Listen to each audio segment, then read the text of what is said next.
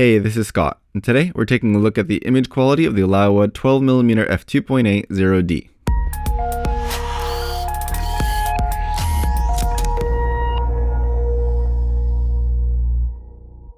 I usually start these videos off with sharpness, but today I'm going to dive right into this lens's headline claim of zero distortion. The short answer is, there really is zero distortion. The long answer is, that's hardly scientific, but it's incredibly close to it, even when you have straight lines right on the very edge of the frame.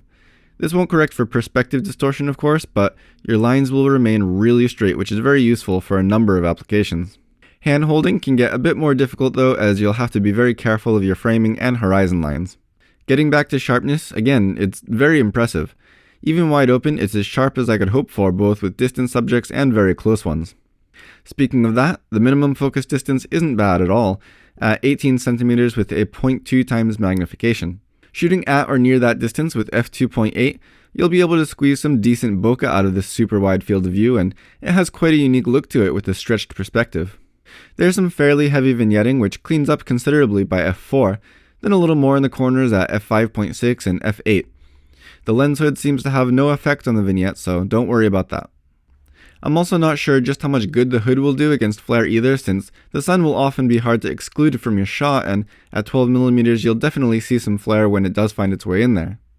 It's a little less noticeable wide open, but stop down a bit and it will be much more clearly defined, and in some cases it can be distracting, so watch out for it.